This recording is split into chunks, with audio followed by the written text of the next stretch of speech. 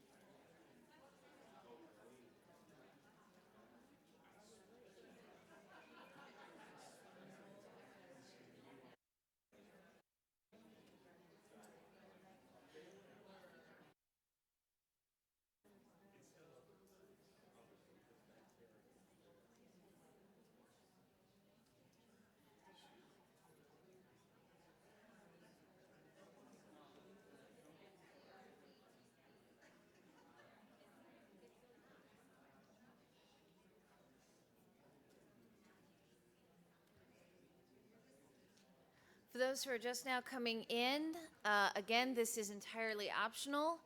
You are not required to download this data. We will have screenshots, but if you're somebody who likes to be, trying things out while you're learning, I have a whole set of fake data there for you. So I guess technically the data is real, but all of the names, student IDs, and everything else, completely fake. Completely fake. Nothing that could identify a student. So. And that's nice. Then you have a set of data you can use if you ever want to do some PD in your own community.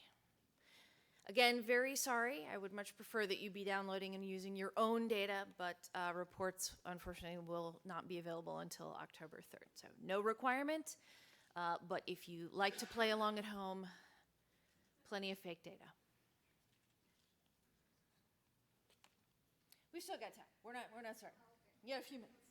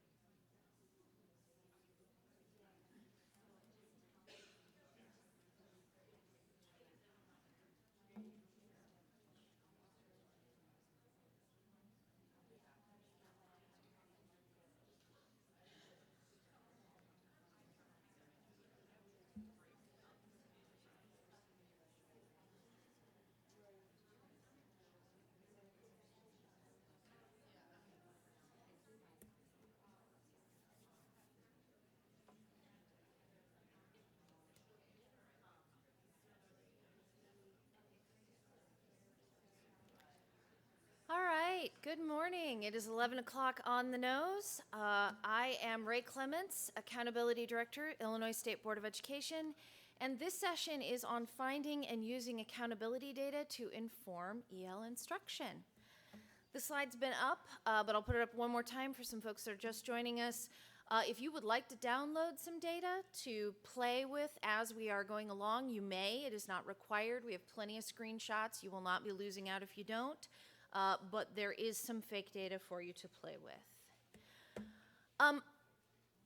We've sort of been building and scaffolding. I've done 3 sessions here. This is the 3rd, and they're going to be sort of increasing in level of complexity and detail. So just want to gauge where folks are at. Hold up a finger. 1, if you are an expert, you're just here to kind of get into the weeds. 2, knowledgeable. 3, somewhat, but refresher never hurts. 4, limited. 5, this is the first time hearing of it. You just give me some fingers.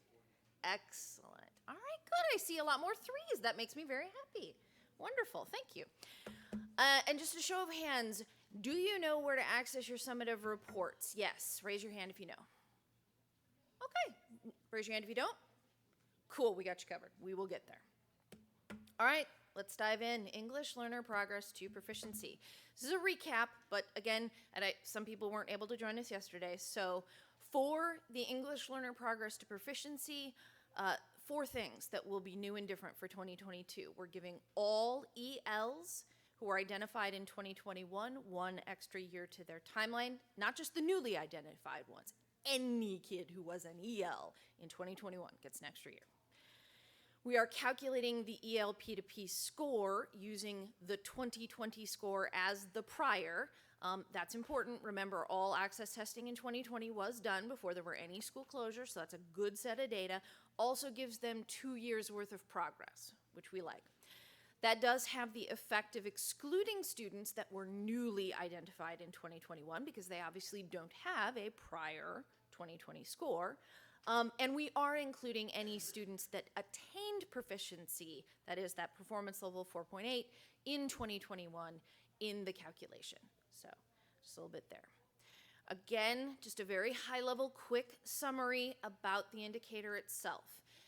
Ultimately, the math is calculated at the student level, and it's the student's scale score gain. That is their current scale score minus their prior scale score, divided by an individual target. That target is the smaller of either a timeline target or a revised target. That timeline target is a linear static number. We take where they need to be, their ultimate 4.8 in grade 6 or grade 7, wherever and whenever we want them to be proficient. We subtract their initial scale score, and then we divide that by 5 years, or now, since we're giving everybody an extra year, 6, right? So that creates a timeline target. That's an amount that the kid would have to travel each year to be proficient at the end of 5 or 6 years. Obviously, we know kids don't grow linearly, so we also calculate each year a revised target that looks at their most recent score.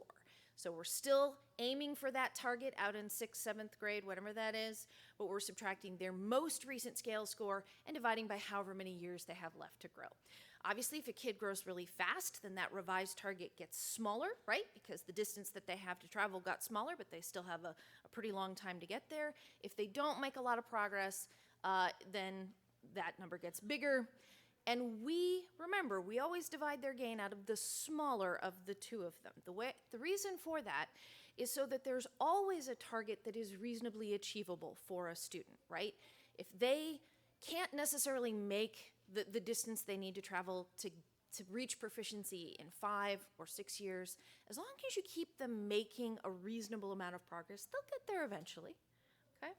And again, students stay in the calculation. They stay earning points until they reach proficiency. So what happens when, they don't finish in 5 years? Well, they just don't have a target anymore. At that point, we're making their target whatever the distance is that they need to travel to get to proficiency. Because we do know that if they don't reach proficiency in 5 years, the odds that they ever reach proficiency go down very sharply after that. So that's why. Again, scored at the individual level. We add them all together, divide by the number of kids. That gets the school indicator score. And it's the only one that's like this. So the raw performance on this indicator is always going to look like the indicator score, and your all student score will always be the same as the EL group score, right? Because all ELs are also all in the all group. So those are always the same.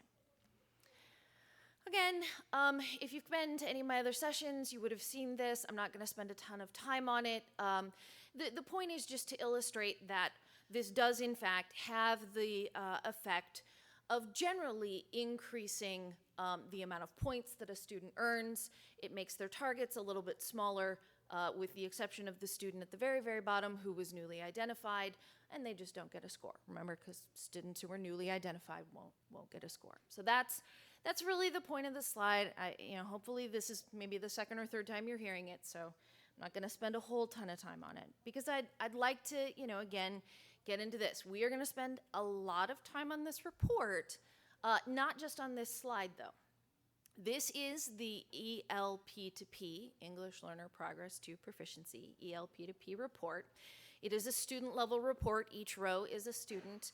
And each of the columns is one of the piece of information that we need in order to calculate this. So if you're reading left to right, A is their most recent scale score, B is their previous year scale score, which in this year is actually going to be from 2020. Remember, when you pull 2022's report, B is going to be their 2020 scale score. C is their scale score gain. A minus B equals C. A minus B equals C. D is that 5-year timeline target. Remember, we typically calculate that once and it stays the same for 5 years, but because we are giving kids an extra year to their timeline, that number will change this year because it's now going to be M, their target, minus I, their initial scale score, divided by 6. E, of course, the revised target changes yearly. D and E are always equal in the first year, right? Because the number of years that they have left is equal to the entirety of their timeline. Keep going on. We also have their first year that they're in EL, the first grade that they're in EL. And then we have column H, partial years. That's how we're giving every student an additional year to their timeline. Every kid gets a partial year. We also give kids partial years if they are not here in Illinois for at least half a school year. So if you have a student comes, they're with you for 2-3 months, they leave, they're gone for the rest of the year, they're not in state, possibly not in country, they come back a year or two later, you'll see some partial years there in that column for them. So used to be, you'd see a lot of zeros in this column, maybe some onesie, twosie, threesies. Now everybody's gonna have a 1 and you'll see 2, 3, 4 on top of that.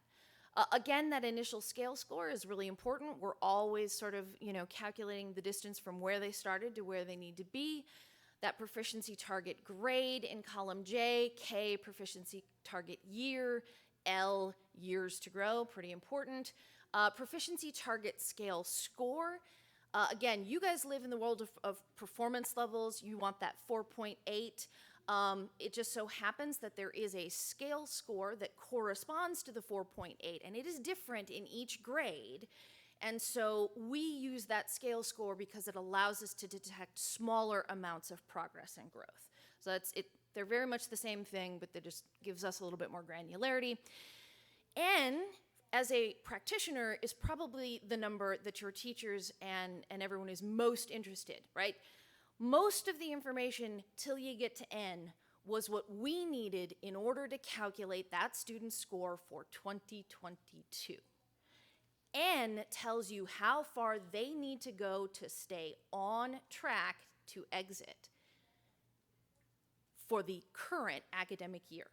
So as a teacher, if you're wanting to know what might I use as a target for my student, N is a good place to start. Now, N is a revised target, so kids that have slowed down, their number might be very big, so that's when you would look over to D and E and say, well, okay, my N seems unachievable, but what have I got over in D and E, right?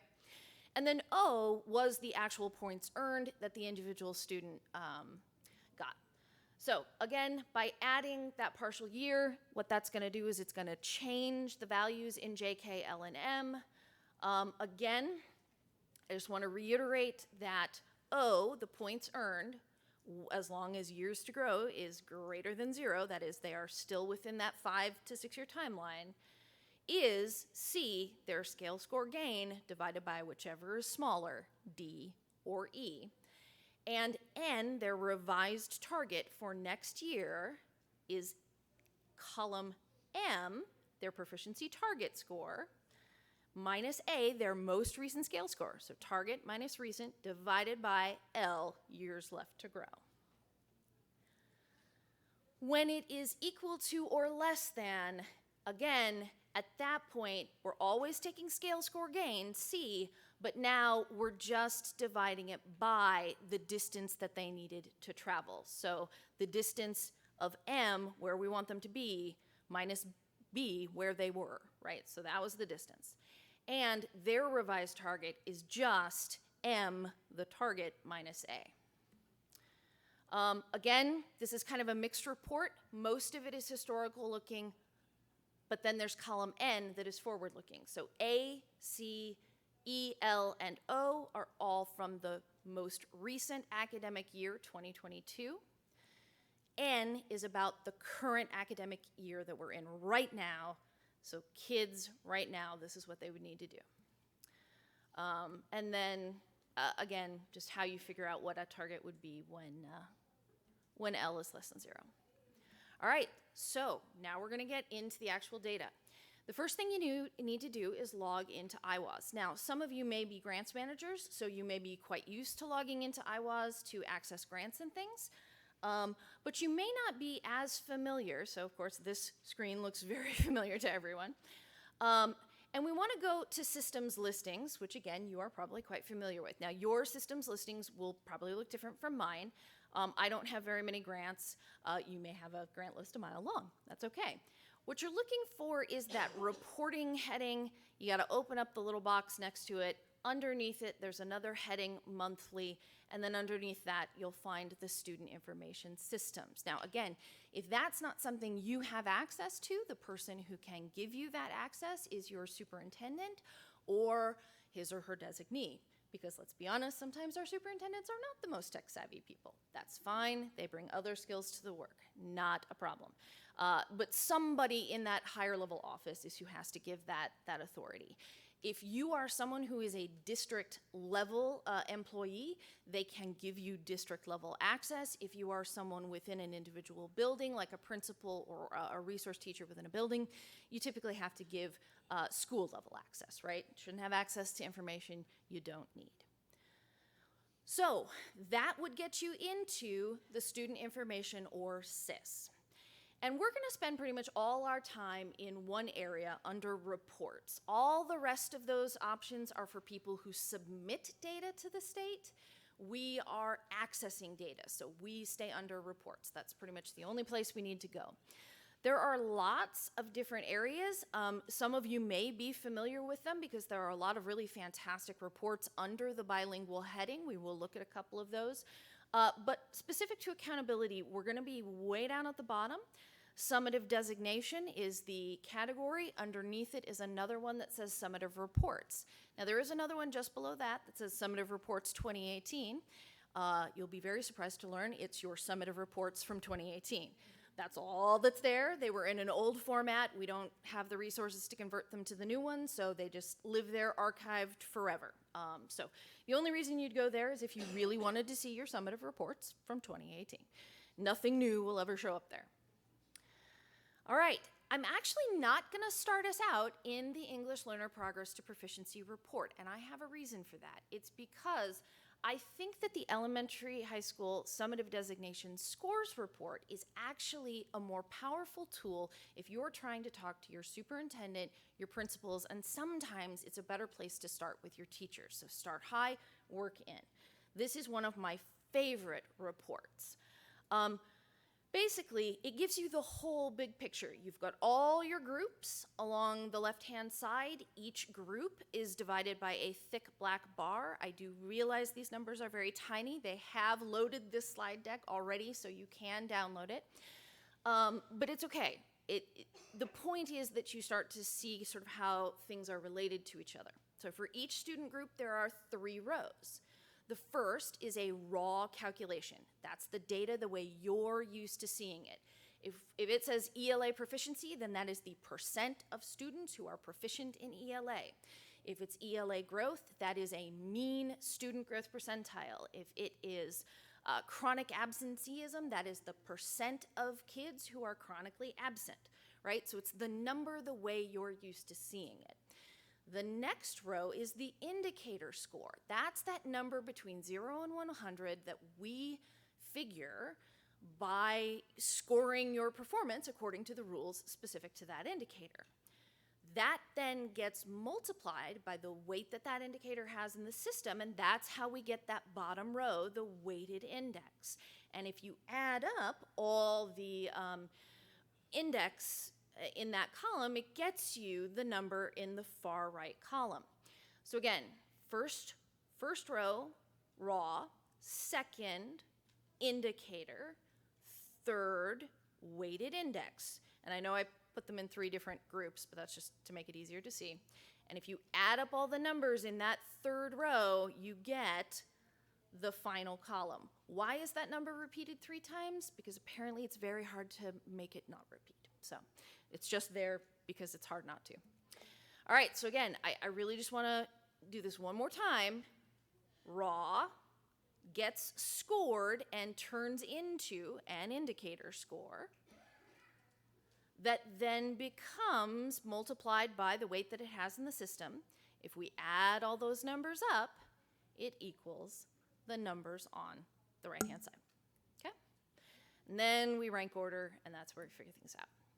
All right, so this is my mantra. The data don't tell you the answer. The data simply tell you where to start asking questions. This is super helpful to start asking the question, is there a group that is substantively different from the rest, right? Ideally, your instruction is equally effective for all students. But you may find that one of these groups is not like the other. Now, it's up to you in your own data to figure out what a substantive difference is. You know, you may have everybody within 5 points, and that's great. You may have 20 or 30 points difference. That's definitely an issue. But 15 points, within your context, you have to decide if that is substantive or not. But certainly when you look at this particular group, the alls in the 50s, our African American students are in the 45s, even our children with disabilities are at 38, our former ELs are at 56, Hispanic Latino students are at 48, but our ELs are at a 31. That feels like a pretty substantive difference. Okay, so one of these things is not like the others. Yes, if you have a question, I'll have to repeat it, or if you could go to the mic. Can I just be loud? What's a good number? That is a really great question, and it depends on the year. No, seriously, anything 70 above is pretty high. That's good. 60 to 40 is not terrible. You know, you're somewhere smack in the middle of the pack. Below 40, I start to worry because the threshold tends to be somewhere in the low 30s. But any year can change. We won't know what the threshold is of the lowest performing 5% till we actually run the numbers, and I have not yet actually been able to run the numbers because we're missing a couple of key pieces of data. So I truly don't know. But in general, if you see numbers in the 30s, don't be happy. Don't be happy with numbers in the 30s. Yeah, great question. All right, so then you drill in, right? So you start with that column on the right. You're looking for groups that are not like the others. Then you come in and you start looking at the individual indicators, right? Oh my gosh, proficiency is so low, 2.47%, 1.22. These were technically 2019 numbers. Those would be pretty good numbers in 2022. So really, should you be concerned about proficiency that is that low? Well, A, this is the EL group. B, depends on growth, right? I'm gonna be candid. I don't concern myself with really low proficiency numbers as long as the growth numbers are good. A good growth number is anything 50 and above. 40 to 50 is acceptable, right? By definition, half the schools in the state are below 50, so it is not immediately problematic that you are somewhere in the 40s. It just means you're slightly below the state average, but the further down you get, the more concerning it is. And so again, anything 50 and above is good. Certainly anything 60 and above is amazing, but seriously. And so if we look at ELA growth, that's on par with their peers, right? The all group, the African American group, the EL group look very similar. But what's going on with math, where they're in the 30s and everybody else is up higher, right? So this sort of makes me ask, what's going on with math? Another question that we get asked all the time is, what is a good rate of chronic absenteeism? And that is also contextual. It's going to be higher for high schools than it is for elementary schools. And ultimately, it will depend on a lot of factors. There are places where 5% is great, and that's what they shoot for all the time. There are places where 15 is good. I'm going to be honest, I like to see numbers 15 and above, so 15 or smaller. But again, the smaller that number is, the better it is for your kids, because it means they're there, they're receiving instruction.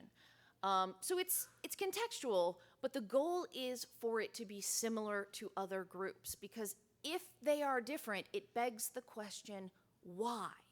What's going on that they don't want to be at school, right? The other question is, why are these students not participating in the climate survey at the same rate as their peers? Now, again, that answer may be quite simply they cannot linguistically access the survey, and that is a legitimate reason.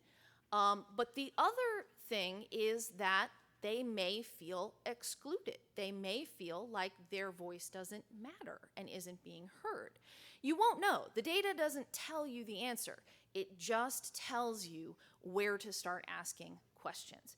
It's also really great to encourage people to question their assumptions. My favorite example of this is a high school. Really concerned about the data, and she was just very concerned about her chronic absenteeism numbers. Because she says, well, you know, I'm in a district where we have parents that take their kids out and go overseas. They go to Israel for 2 weeks. They go to Mexico for 2 weeks. They go to, and these are just killing my chronic absenteeism numbers.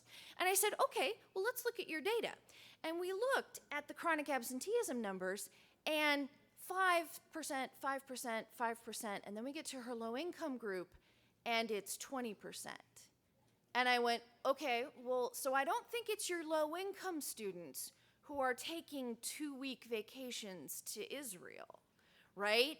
And what a light bulb moment it was for her to say, oh, maybe my chronic absenteeism problem is not the very visible absences, the kid that is out for 2 weeks, but the students who are invisibly absent, that are missing half a day here, a day here, a onesie, a twosie, and we're not getting them the support they need to keep them on track.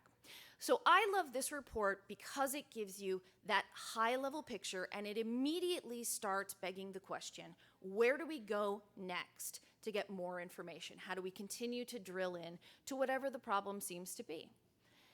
And so this is when I'd want us to start moving to the English Learner Progress to Proficiency report, right? Because again, that is an aggregate number. It's kind of amorphous. You're like, okay, well, so what does it mean if my number's in the 70s? Well, what it means is that on average, most of your kids are probably on track, right? If your number's in the 50s, well, we'd have to look at the data to know really what that means. If it's in the 30s, that means a majority of your kids are not on track. So, all right. There are some report options that make this much easier to use. First off, make sure that you are in the relevant school year. If you went to 2022 right now, as you probably have, you would notice there's no data. Sorry about that. Make sure that you're selecting a school, and then sort by something. I like grade because I think it makes it easier to see patterns when kids are sorted by grade. Then you can choose whether to create as a PDF or an Excel report. This is an improvement in SIS, and it's one of my favorites. I always pick Excel when it is a student roster level report, because when you're using roster data, the whole point is that you want to manipulate it. You want to start seeing patterns in the data, and that's really hard to do in a PDF. The thing is, though, that when you download it as Excel, it does not have nice headers. Nothing is named properly. What you get is A, B, C, D, E, F, G, all the way out to O. And I can't remember what all of those are, and I'm in charge of the indicator. So what you need to do is to take a screenshot for your spreadsheet. So whether you are a Mac user or a Windows user, without any additional apps or programs, you can take a screenshot. So open it as a PDF. If you're a Windows user, hold down the Windows key, Shift and S. That'll let you click and drag and take a little snapshot of that header for you. If you're on a Mac, it's the Command key, Shift, and the number 4. And so you just paste that into the Excel document when you get there. Because when you get there, what you need to do is start to make it something you can actually manipulate. So there's a bunch of gobbledygook in the first 6 rows. It's just all that header information, but formatted in a way that makes it completely useless. And because it's sitting up there, it actually makes it harder for you to do things like sort and filter and conditional formatting. So just get rid of them. Get rid of rows 1 through 6. You then need to fix misaligned headers or label them. The EOP report is a good one. It's not super off. The headers are actually properly aligned. They're just not labeled. But, and I know you can't see it here, but promise me, I promise you, in every single one of those cells where there is a number, there is also a tiny green triangle in the upper left-hand corner. What that means is that it is a number stored as text. Why? I don't know. I just know it is. And what you have to do in order to fix that is you have to highlight the numbers and only the numbers. You can't have the header, you can't have anything else, just the numbers. When you do that, a little tiny box will open up to the upper left-hand side of what you've highlighted, and it will allow you, if you click on that box, it will allow you to convert to number. All right, key, gotta convert to number. All right, so like I said, to me, it is super helpful to be able to know what those columns are. I lose track of them too. So what I like to do is highlight my header row once I have deleted and converted to numbers. And what I like to do is angle my text clockwise so that I can read it. So there's a little button. It's up right next to the left, center, justify. It's an A and a B on a slant, and it allows you to angle things clockwise. And what that does is it makes it so that you can actually see what you're looking at, right? So a silly thing, but it makes your data so much more usable. And then you can go in and actually label what A is and B is and C is, because again, I lose track. What we want to do then, while we have that header row actually highlighted, is we also then want to turn on filtering. Sorting is great, filtering is even better. So if you turn on that filter, what it does is it creates, if you can see it, a little tiny drop-down arrow on each column. And that allows you to filter on things. The other thing that I love, love, love doing with my data is conditional formatting it. This again makes it very easy for principals and teachers to see the pattern in the data. I get it, we don't like red, yellow, green for accountability, but for helping us understand which kids we need to target is pretty helpful. You do that by highlighting one row of data, and I do mean one, because if you highlight, one column, if you highlight multiple columns, it actually takes the entire range of those columns, and that's not always what we need. So highlight one column at a time, you go up to the conditional formatting button there, it's right next to kind of where you see all the other buttons on the Home tab, and underneath is color scales. And the very first one is a green to red, where the large numbers are green and the small numbers are red, right? And on scores, that's what we want. We want our hundreds to be green because they're good, and we want our zeros, we want our zeros to be red because we have concerns about those kids. So super quick, super easy, allows you to start to see patterns in the data. Now, remember we talked about, though, that, I'll get your question in 2 seconds. Remember that we talked about the fact that we always calculate their score out of the smaller of the timeline target or the revised target, right? And so for a kid whose revised targets are getting bigger and bigger, they can still get that 100 points and not quite be on track because they met the timeline distance that they needed to travel. So that's where doing a conditional formatting on column N, which remember, N's that column of how far do they need to go in the current academic year, but you do it in reverse, right? This time, the bigger the number it is, it's red. The smaller the number it is, it's green, because that's telling us who has the furthest to go. So what you've actually got is color scales going in the opposite direction. So if you see a kid that's got 100 points, but they have a yellow or a red in column N, what that tells you is, okay, they're still making progress, but they are actually still behind, right? So contrasting and sorting off of O and N is really powerful. That's the way you can slice and dice your data to understand not just did they get 100 points, but did they get 100 points and are they actually close to where they need to be in terms of proficiency? All right, had some questions, so maybe I'll stop here. Yes. What are the ranges you would suggest for the color coding? So okay, the question was, what are the ranges that we would suggest for the color coding? The range is automatically determined. When you highlight the row, it automatically makes the lowest value in the row, or pardon me, column. I keep saying row instead of column. Column. The lowest number in the column becomes the darkest red, and the highest number in the column becomes the green, and it just automatically scales based off whatever is in that. So if you had numbers 1 to 5, one would be one would be red and 5 would be green, and your yellows would be in between. These are automatically numbers between 0 and 100. So your hundreds are going to be green, your zeros are going to be red, and everything in between is going to be some shade of yellowish, chartreuse-ish orange. Because I see some yellow and some orange. Yeah, and again, so it's automatically scaling based off of what is there, and the whole point is that it's, the more orange it is, the closer they're getting to red, which is really problematic, and the greener they are, the closer they are to being on track. So it's just an automatic color scale. You don't get to set the degrees. Yeah. Yes? Hi, Ray.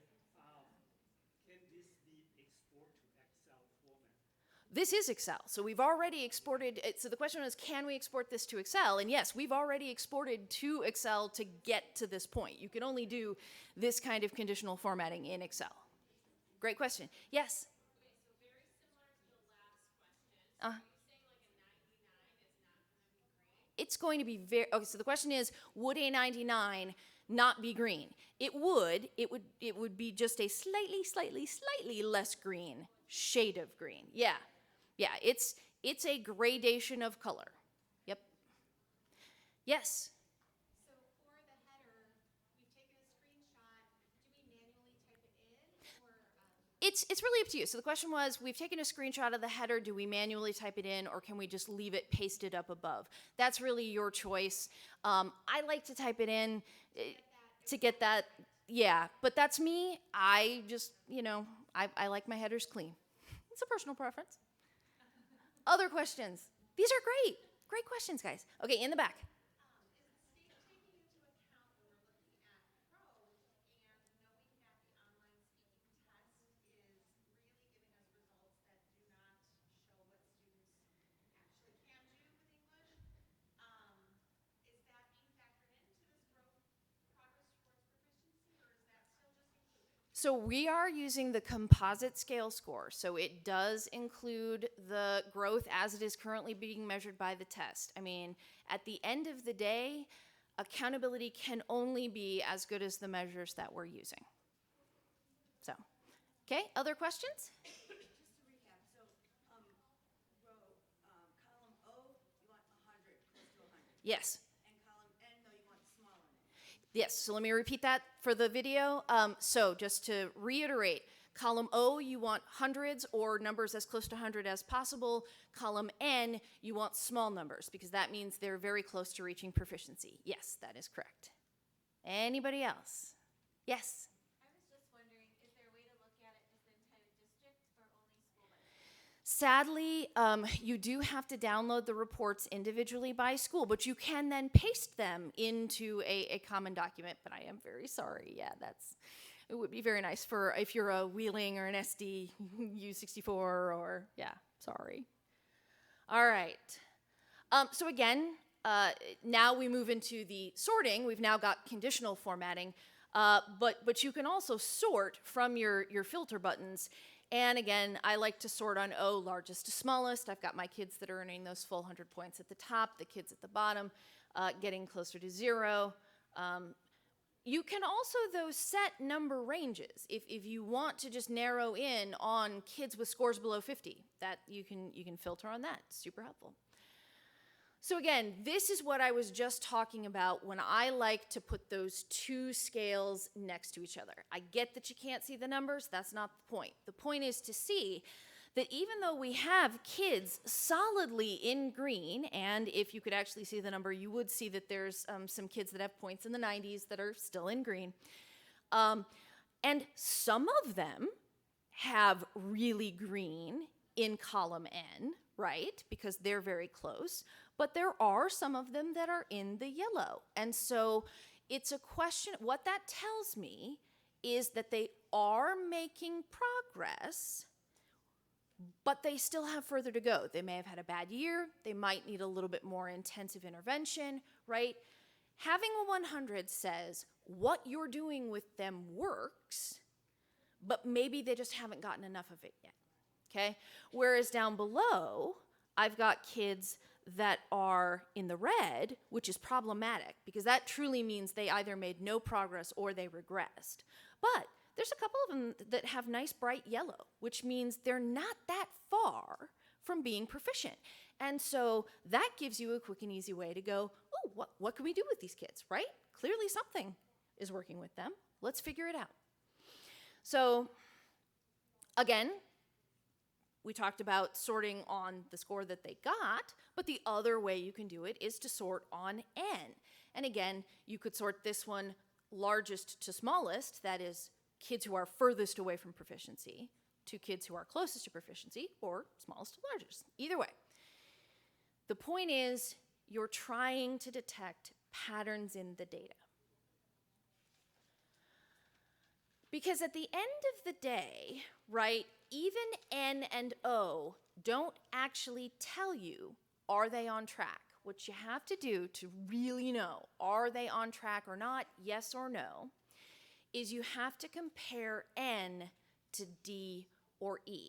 Remember, timeline target is the amount that they have to travel linearly.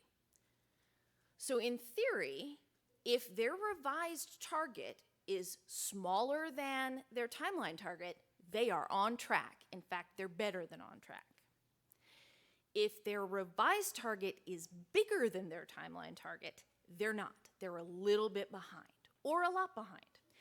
And so if you are like me and you love Excel, what you can do is literally put an if statement in the column to the right that says, are they on track or not? And so there you go. That's your if statement. That'll put a yes or a no to tell you, is this student on track or not? You all thought you were coming for ELP to P. What you're getting is an Excel tutorial, right? All right. So, questions at this point? Yeah. Yes, absolutely. Reiterate what I just said. What's the question? Okay. If N, their revised target, remember, revised target for this current academic year, is smaller than their timeline target, which is column D, then they are on track, right? Because they have met the targets and their revised targets are getting smaller. If N, their revised target for this current academic year, 2023, is larger than D, column D, their 5-year timeline target, then they are behind. So they are not on track. And the bigger the difference, the bigger the gap. Great questions. All right. So I do want to pop into a couple of other helpful reports. We can always go back to those if you want in a bit, but I do want to point out, I just love me a good grid report. They're so powerful. They give you so much information in a very short period of time. This is obviously ELA and math proficiency information. It is not the same as Access, but especially when you are talking to your principals and to your other leaders, this is the level at which they're sort of thinking about the data. And so it helps to hook what you want to tell them about the Access data and about the ELP to P data to things that they already are familiar with. The reason that I love this report, and there is one for both IAR and SAT, is it gives you 5 pieces of information for if you're high school, super quick. One, it gives you participation, right? Those first 2 columns are the total number of records and the number with no score. You need to know, did you hit the 95% of testing That's it. Those two numbers give it to you right there. Simple. The second thing that it gives you is a distribution of performance across the performance levels by grade. So it's broken out by test code. Test code is ELA grade 5, ELA grade 6, ELA grade 7, and then math on the other side. And again, it's telling you where are the majority of your kids clustered. If we look at this example, and I know you can't really see those numbers, but trust me, in the far right-hand side, level 5, that exceeds standards, the numbers are 1, 0, and 4. Those are not good numbers. We like to see those higher. The next is level 4, 15, 31, 33. Okay, better. Those two together are your kids who are proficient. Then we get into level 3, that's the kids that are approaching proficiency, 39, 40, 33. Then we get to level 2, 82, 79, 62. And then we get to level 1, the lowest level of proficiency, and we've got 136, 108, and 158. So this is a school where the bulk of kids are sitting in that proficiency level 1, the lowest level of proficiency, right? And that legitimately suggests a very different kind of intervention than if you have kids clustered in performance level 2 or performance level 3, or if they're spread pretty evenly across the proficiency levels, right? Now, obviously, your English learner pattern may not necessarily look the same, but I still see in other places folks that are being really successful are able to push those numbers further to the right. You want to get your distribution, shifting to the right, over into those higher levels of proficiency. The other thing, if you are a elementary middle school, is it gives you your mean SGP. Again, we talked about how important growth was. I don't care if your proficiency numbers are low. As long as your growth numbers are strong, proficiency will follow. It will follow with time. And so that's really where I like to see things. And so again, it allows you to just very quickly see which groups have high growth, which ones don't. And it is helpful to see that sliced and diced by grade sometimes. Sometimes you get strong growth in the early grades and it starts to taper off the higher up they get. Other places it's the reverse, right? Really strong growth at the upper grades, but kids just aren't getting where they need to be in terms of the lower grades. And then last but not least, group size. Remember, 20 students worth of data in at least 5 out of the 8 scored indicators. And everybody wants to know, do I have enough kids to have a group? Well, if you've got 20 kids in that green little area right there, yeah, you do. Okay? So quick and easy, do I meet the student threshold? Most likely, yes. The other thing that it tells you is, should I freak out or get really excited about high and low numbers in the SGPs? You might look at something like that, and one group will have like a 70 or a 12, and you're gonna be like, oh no, what's going on? And then you look across and you see it's 2 kids. And so numbers like that are much more about the performance of those 2 kids than it is about the performance of the group, right? For it to be a pattern, for it to really be something that would warrant sort of systemic intervention, it needs to be a group of decent size, right? If it's about kids, you intervene with the individual kids. I do like the summative designation roster report, but much like the English Learner Progress to report, this is much more helpful as an Excel pile. Don't ever download it as a PDF. It's completely unusable. Because what you want to do, no, let's be honest, it's unusable. What it allows you to do, though, is it allows you to, A, filter out all the kids that are not ELs, and then you can start to look at patterns between their ELP to P score and, say, for example, their SGP, their individual student SGP, or something like chronic absenteeism, right? So if you have a student with a really low English Learner Progress to Proficiency score, and yes, they are chronically absent, and yes, their individual student SGP is really small, then that tells you something about that student and the types of supports they need Whereas if you see a student with a really low English learner progress to proficiency score, but their growth score is in like the 40s or 50s or 60s, that begs the question, why are they doing okay in their gen ed classroom, but yet they're not making progress on access? I mean, again, the data doesn't tell you the answer. It just tells you where to start asking questions. Of course, you guys probably are far more familiar than I am with the former EL students report, right? Because we don't just, they don't stop being our students once they've reached proficiency. We like to know that they've gone on to be successful. And the other thing is the student access scores history. I mean, again, we give you some of that. We give you the most recent scale score, the prior scale score, their initial, but oftentimes you'll have kids that have, 12, 15 rows, and sometimes it can be helpful to really dive into their individual score history. Let's be honest. The other things that we think about in the accountability system are attendance, graduation rate, 9th grade on track. And so it may be helpful for you to look at ELP to P data in relationship to those things. And so if you need to know where we are getting our data for chronic absenteeism, we are getting it from the attendance report. That's the one that your district submits monthly. Please have them submit it monthly, please. Just saying. And again, you're gonna want that in detail. Summary is not so helpful because you're trying to find patterns with kids in this one. You're trying to find patterns of kids that have either high or low ELP to P, but something is sort of aligned or misaligned with their attendance. Same kind of thing with 9th grade on track and graduation. Those are found under state reporting, which then opens up some headings, and you're looking for report card and accountability reports, which then opens up a whole other list, one of the options being 9th grade on track, and down below even further, the adjusted cohort grad rate. My favorite of those reports is the rate by subgroup report.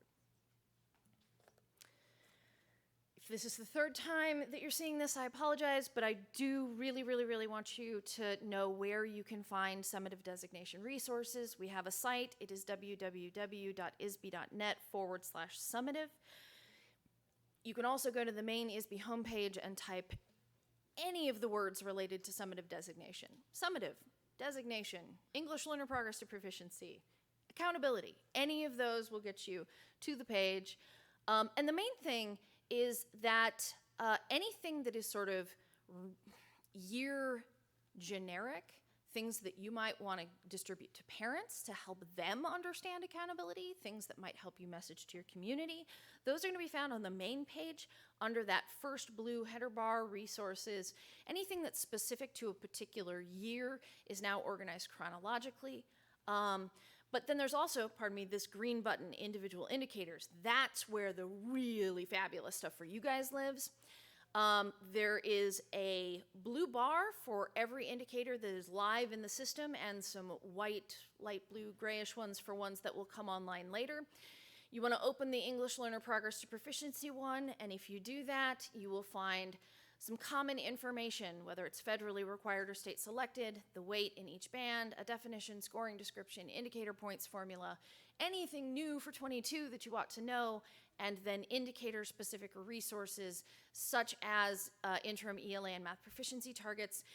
Somebody asked, where do I find what that scale score is that's equal to 4.8 proficiency? Under the ELP banner. There's a document, gives them to you right there. So with that, I'd love to take additional questions. I will just say this. Inevitably, you will be working with this stuff.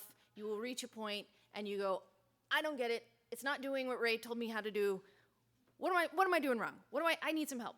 Please email me. Please give me a call. I love helping you guys use your data. I am available to do professional development in your districts. You just have to sort of live within my schedule. My availability opens up after November. I am almost not available between now and November 1. But happy to do it. I'll do Zoom. As long as you can guarantee an audience 20 or bigger, I'm happy to travel if you want to try to do something local. And so really seriously, when you need help, please reach out. All right, questions?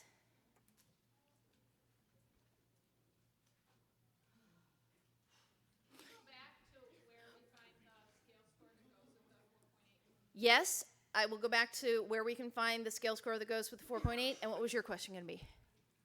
When will the 2022 ELPDP be available? October 3rd. Yes. Next question? Is there any way to see the data with subgroups such as students who take alternate access, students who are long-term ELs, students who are ELs with IEPs? So, yes, is the answer. Each one of those will be different. So you actually won't find students who take alt access in this calculation because their test is on a different scale. We just literally can't include them in the calculation. With respect to students with IEPs, your golden report is that student roster report that I showed, the one that I said is completely useless as a PDF. Make sure you get it as an Excel, because that includes their demographic information, and so you would be able to sort on students who are specifically EL, who also are IEP, who also are. So that would be the report that I would use to find that information and really narrow in on those kiddos. Okay, great question. Anybody else? Yes. For students who were newly identified for that year, is that all removed from the report, or do we have to do that? So students who are brand newly identified, as in they were most recently identified in 22, they will not be, because they don't have a current and a prior. They don't come into the report until they have both a current and a prior. Students who were newly identified in 21, unfortunately, I do not believe we're going to have the capacity to filter out, but they will show in the report as having no score. Like, so it's not that you'll see a 0, it's that you'll see like an NA or a blank in their row, and that's how you would know them. Perfect, so Yep. we don't have to worry about removing any. No. So let me repeat that question just for the video. She asked, are students who are newly identified removed from the report? And the answer was that newly, yes, as in most recently identified in 22, yes, they are. But students that were newly identified in 21, that we are in this year only excluding from the calculation, no, they are probably going to pull up in the report just because it's really hard to filter them out, but they will show up with no score, not a 0, but truly a null, a blank. Yes? The kids that enrolled in 2021, Mm-hmm. will they also have 6 years versus 5 years when we're looking at that? Yes. Repeat the question for the video. Will students that were newly identified in 21, will they also have 6 years or 5? Yes, they definitely have the 6. It's the fact that they were identified as an EL in 21 that gives them the 6 years. So any student who was identified as an EL, whether they were new or they'd been in for 12 years, gets that extra year. Unfortunately, it doesn't really help the one that's been there for 12 years because you're still past your timeline, so the math doesn't change, but any student that was new, that was ID'd as an EL in 2021 gets that extra year. Guys, thank you. This was a really engaging session. I enjoyed this so much. Thank you. Thank you so much for coming.